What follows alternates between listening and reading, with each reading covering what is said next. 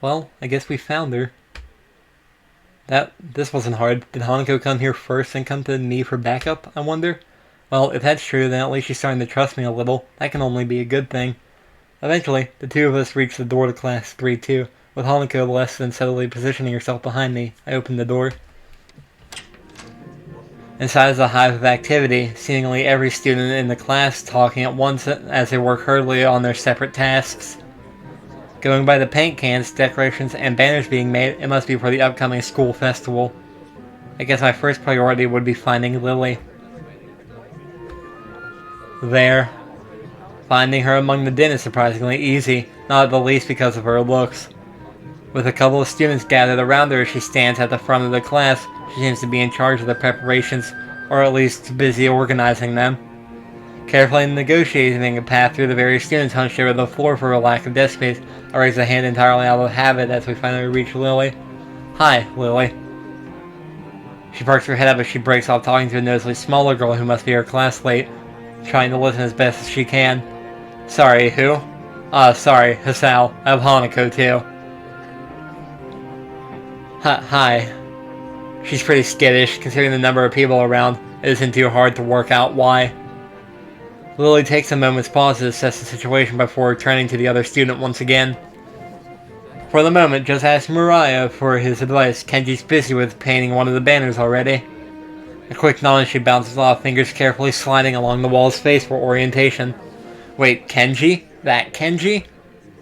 I quickly turn about, leaning to the side to see past Hanako. Sure enough, in a corner of the room, Kenji's hunched over a sheet of cloth as he paints it. His eyes remain only inches from the brush, reminding me of how close he had to be to make out my face when I met him. Sorry about that, our class doesn't have many students with even partial eyesight, so they're in high demand. That's right, Class 3-2 is especially for students with poor vision. Preparing for the festival must be pretty arduous for them. Need a hand? I could give you help if you need some. Maybe Hanako could too. The chance to set her mind on something would do her good, but I doubt she has the courage to ask outright. She quickly nods an affirmation afterwards, so I'm confident I made the right move. Lilly gives a noticeable sigh of relief.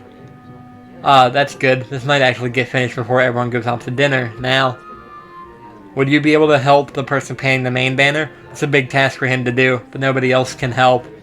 Kenji? Sure. She seems surprised that I know him. I can't really blame her. I take it you've met? Our rooms in the dorm right next to each other. Hard to miss each other, really. Well, it's good to see you're getting friends so fast.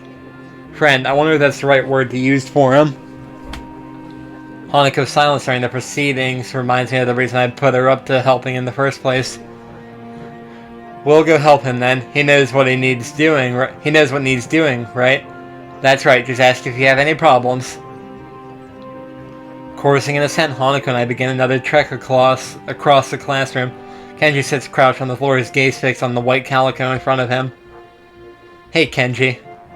No answer. He continues dragging his paint-soaked brush along the large half-painted kanji that's stretched on the sheet in pencil. Was it sketched or stretched?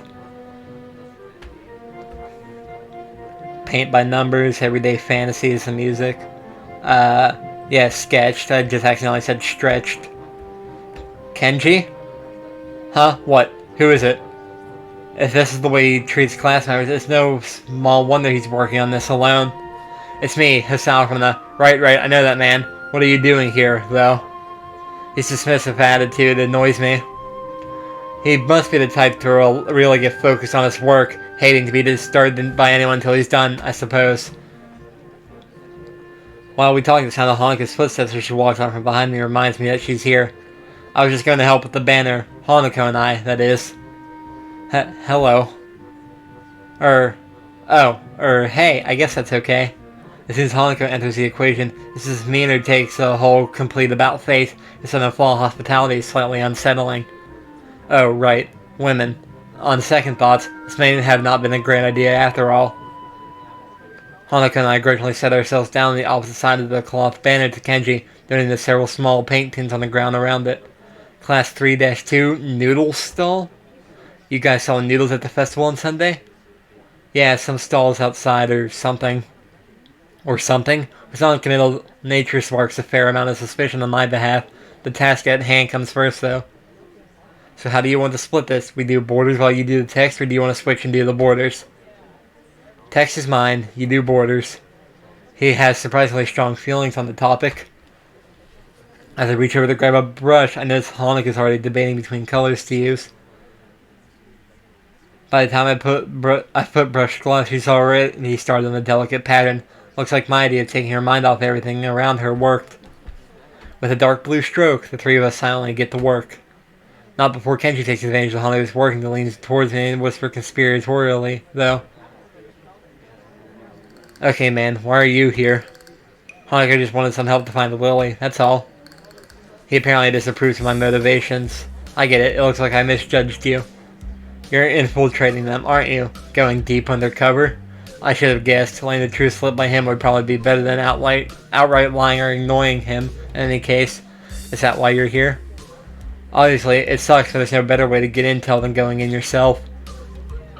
We gotta stick together, man. This is a harsh school, a harsh world. Yes, very harsh. He misses my true meaning as he leans back satisfied. As he leans back satisfied and sympathetic to his cause. I'd better get down to work. Finished. Looks like I am too. Good job. The two of us connect up the lines of our patterns, mine being as close to the coffee as I can manage of hers. With a grunt, I lever myself out from the floor and look around. Or lever, I don't know. Aside from Hanako and myself, there's only Kenji left, finishing off the sign, as well as Lilly and a couple of students talking among themselves in the classroom.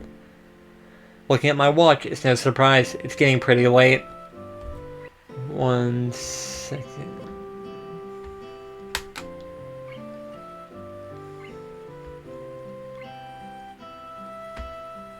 Need a hand? I offer a hand to Hanako, which she uses to get herself up. As she does, I can't help but glance at her wrist. If her scars extend even to there, just how much of her body was burned? I feel a pang of guilt about it, however she quickly covers her wrist with her other hand. Looks good, doesn't it? She looks surprised for a moment before noticing that I mean the banner. It does, I guess. Her smile shows that she feels a slight sense of pride in the result, just as I do. With the floor significantly neater for the decorations being placed on desks and shelves, it's much easier to get to Lilly as we cross the room. We finish the banner, I guess that's all that needs to be done. Lilly gives an appreciative nod. Thank you, Hisao, Hanako. If there's any way I can thank you. It's fine, it beats sitting in my room studying, at any rate. I don't mind either. She nods before suddenly remembering one last person. Oh, is Kenji still here? Just like with my mouth, Kenji gives the answer from the other side of the room. Yeah, just finished. He carefully slides his sign onto an empty section of shelf to dry, before quickly walking past us and out the door. See ya, man. Bye. The remaining two students say their goodbye to Lilly before taking their cue to leave as well, leaving only the three of us. Well, I guess that's everyone. I hope we don't have to do anything like that again. Working past school time? Indeed, the class's plans this year were ambitious, maybe too ambitious. The stall looks nice, though. She's right, it shows that a lot of work's gone into them. My, I'm sure a lot of us would be glad to hear that. At least now there's not much work to do until the festival itself. It's getting pretty late. Should we go? That's probably a good idea. Are you going back to the dorms as well, Hisao? Yeah, I guess I'll tag along. Ooh. The nighttime lighting really makes the gardens look quite different compared to the usual look of lush greenery. Things are much more calm. Being that it's so late, the lack of students around probably helps. The odd one or two can be seen scurrying to and from the dorms trying to eke the most out of their approaching curfews, but no more. All that can be heard is our footsteps, in addition to Lily's cane regularly gently tapping the ground in front of her. It's nice to finally be able to relax a bit of the mad rush during school. Without even noticing it, I let out a small yawn. Tired? Yeah, still getting used to the flow of things, I guess. The thing, which Izune took me kind of off guard, though. I grit my teeth a little at the candid mention of their rather public spat. That said, I do want to sort out what in the world was behind it. About that. I'm sorry about it being so public. Shizune and I go back some ways. Her face seems slightly irritated as she remembers Shizune, obviously unwilling to discuss it any further. I glanced at Hanako for her views on this, but her expression is, unsurprisingly, evasive and difficult to read. Either way, I guess her apologizing for it is something even my curiosity goes unanswered. I'll be glad once the festival is over. In any case, the change in topic's welcoming, clearing the thickening air quickly. I can imagine my old school's festivals were a lot more low-key than this. Yamaku stresses the idea of a school community, so the staff likes to make our festivals and such special occasions. And yet the students are the ones who do the work. What an unfair world. Hanako and Lilly both chuckle in agreement, savoring the fact that none of the staff are around to hear our grumbling. I suppose coming from a strict all-girls school helped me a bit with Yamaku. Compared to there, Yamaku is much more relaxed. That'd go away towards explaining her well-bred speech and behavior in any case. Yeah, I guess it does explain that. As we come up to the dormitories, it eventually comes to leave for our respective rooms. Wait, was she not always blind then? Or, I don't know. Or it might have been a private school for, like, kids like that. See you, Lilly, Hanako. I must have said later. Yeah, it might have been a school for people with disabilities, too. I don't know. I've never been to a private school.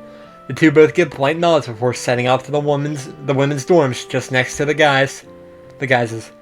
As it is expected to be as is to be expected of such an arrangement, there's a staff member casually patrolling around outside to prevent any nighttime shenanigans. Walking past him, I quickly stretch my arms and rub my neck, both quite sore after having worked on the floor for so long, before walking to my room. It feels good to actually have direction, though. After so long in the hospital, the everyday facts of studying, homework, and teacher seems almost a blessing. I guess if things continue like this, my time at Yamaku might turn out okay. Adhering to the nurse's nagging voice in the back of my head, I set my alarm clock to wake me up early enough to go jogging again. I made a promise that I'm going to keep it. Besides, Emmy is bound to rat on me if I don't show up. But it's not all that bad.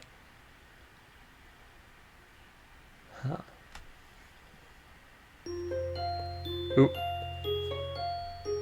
Another heart thing. Is that... Did it signify chapters, or is that just a loading screen? I have no idea. Or does it mean the next day? My morning alarm goes off, and I flail about uselessly for a while until I remember that I decided to give morning runs another shot. I don't know if this was my greatest idea, but I'm determined to keep going. This is about my health, after all. Sure, things haven't been great lately for me, but that hasn't made existence so intolerable that I'm not going to try everything I can to stay healthy. Besides, it's all about asserting some kind of control over this thing, right? If I can manage that, well, I can manage anything. At least, that's what I keep telling myself. Once again, it would appear that I'm not alone in my run. Emmy has apparently been here for some time. It looks like she's already worked up a good sweat. Just when the hell does she come down here, anyway? Oop. Oh, it's you. What song was this? Exercise, standing tall. I'm surprised to see you again. Why is that? Well, not many people actually manage to come back for a second try. She frowned, seemingly annoyed by a passing thought. Like the rest of the track team, for instance. Still, it was only supposed to be on the volunteer basis, so it's not that big of a shock. And I guess it's pretty early in the morning. A shrug, and suddenly it appears she's forgotten what she was talking about. The frown disappears entirely, and she seems to snap back to her previous train of thought. So, come on then. What? You're here to run again, right? Well, yes. So, come on. I find myself suddenly grabbed and yanked onto the track.